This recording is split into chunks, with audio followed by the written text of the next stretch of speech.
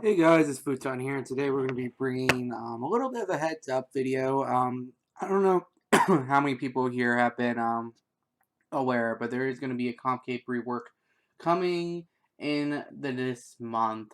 I feel it is a probably good point to just talk to you guys about this. So for starts, we're going to look at the DevBlog 3 and just going to go over the simplified Comcape and what it's actually going to be. No, originally this was a complicated system of like 12 to 15 Ks, but I guess they ran out of dev time or couldn't decide on anything. So for starts, we're going to go look here for the first part here, and the Reaper Crew achievement has been removed from the comp cape, which means that people no longer have to kill any bosses. Just as a note, that basically means if you can't do Solak, you can still have your particles. Now note, even though you can't have, you will have your particles, you will not have stats. Comp is going to become a completely statless cape. Now, the next thing here is how many games, which is the Cast Wars achievement for Profound, is being removed. You'll be getting a Profound Halo, which I'll be showing in the next dev blog here. You can find both these on the website as a note, but that will basically be gone.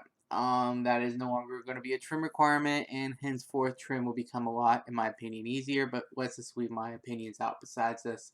The next part, we're going to look down here. Like I said before, the stat bonuses will be added to your character as a whole if you have completed the Reaper Crew, which means basically if stats were useful to you means you PVM'd, not just slight PVM, but you like really PVM, then you can get the stats. You never actually have to do comp, you never have to do trim again, nothing. If you don't care about the particles, then guess what? If you're a PVMer, you don't have to do nothing.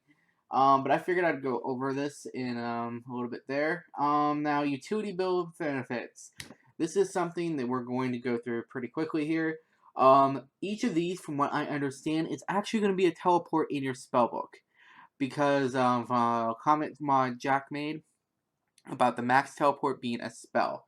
Now, no, I doubt any of them will use runes, but they will be in your spellbook, and you will have to do the following to unlock them. For like here, the 99 max capes will unlock the spellbook. It'll lock the ability of 3 perks to your cape slot. Now, note, when it says this, it means any cape.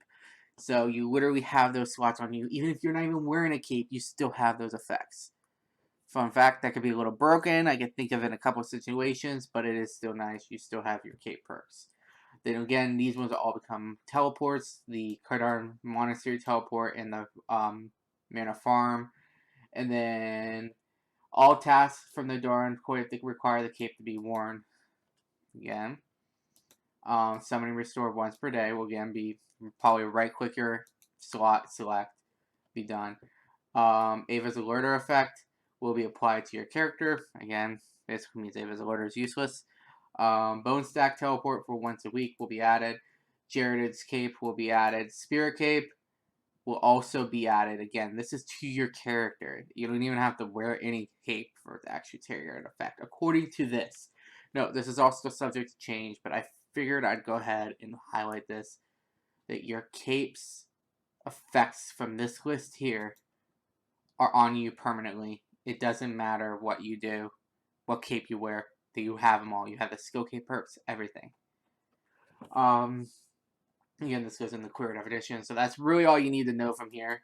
Now, we're going into Comp Cape Dev Blog 4. This one was put out last week, and I meant to kind of put the video, but I kind of didn't. So anyway, the boss fight music tracks, which would have required you to get, for instance, the P4 Solak to unlock all the music tracks, is going to be altered. So everything unlocks on launch. The only boss I think you actually, there are one boss you got to kill, and 3 bosses you got to kill in story mode. Now, the one boss you got to kill, I think, is going to be Beastmaster, because you can't get the Yakamaru without Beastmaster. However, they'll probably just give you all the songs anyway on the entry to Beastmaster. As for the other 3 in story mode, you have to kill the elite dungeon bosses in story mode. For the quest, no, it is very simple. I pray to God that people don't have problems with 2 and 3. I already made a guide on 1. But anyway, if you guys do have problems with that or want those guides, I could put your comments in the description, and I can make those as a note. As for new requirements, so the first new requirement It has been there, done that. This one I'm going to open up. I made a video on this earlier, but basically it is buy these items here. Again, just, yeah, I explained in a previous video.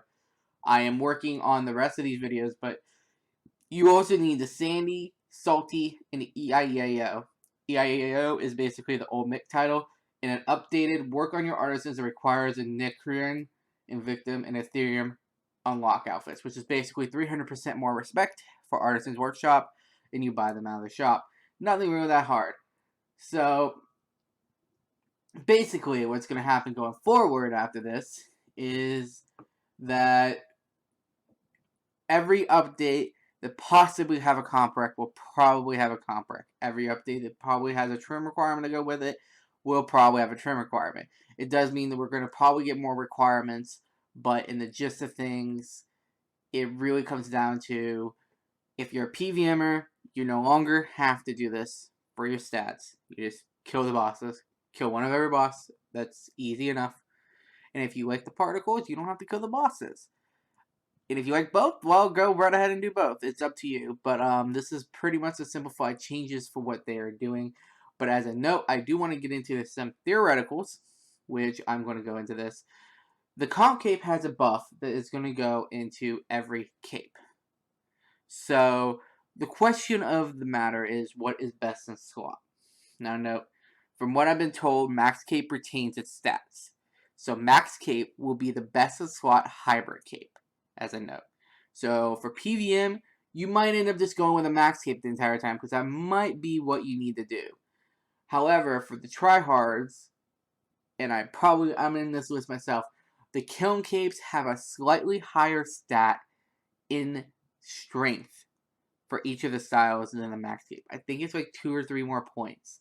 So in specific styles, kilns will probably be better. And because you don't need the max cape teleport, you have it in the spellbook. You can just wear it. You get the skill cape perk slots in there too. So what the point of this is that eventually there will be more capes like kiln and such like that will have better stats, so pushing the bar up. But that's something that you want to be aware of, that you might want to go get your kiln capes. If you don't already have them, you might want to get them before this update. But if you just want an all-around general best cape, it's going to unfortunately be the max cape for now. And if you can't get the max cape, if you get a Souls cape, I believe from hard mode Nomad, it is pretty much the equivalent. So, it's not really that bad to get them. Melee with hard mode Nomad is pretty straightforward. But either way, that's really all there is for this video. I've tried to simplify this down as much as I can and trying to explain as much as I can at the same time. But that's really all there is for this, just so you guys are heads up. And again, just as a recap, comp cape, you don't need Reaper, but you need to have the player on farm stuff unlocked, just the main items. Again, there's a link in the dev blog for right to the wiki for that. For trim, Castle Wars goes away, but you need to get Sandy, Salty, and you need to get the breeding log, and you need to unlock the 3 extra outfits in the Artisan's Workshop. 300% respect for all 3. And lastly, be aware that Kiln is probably going to be best in slot. Max Cape, it's either Kiln or Max Cape. They really haven't said too much about it, but that's really what it gets down to. You want to have all 4 of those capes if you can. If you just have the Kiln capes, you're fine. And also, you don't need the max now to have stats at best in slot PVM stuff other than the boss portal. The only point of max now is the boss portal, and I actually foresee them moving it. To be completely honest, I see them moving it. But anyway, besides that, that's pretty much all there is for this video. I'm trying to make this quick, and it's still 9.5 minutes.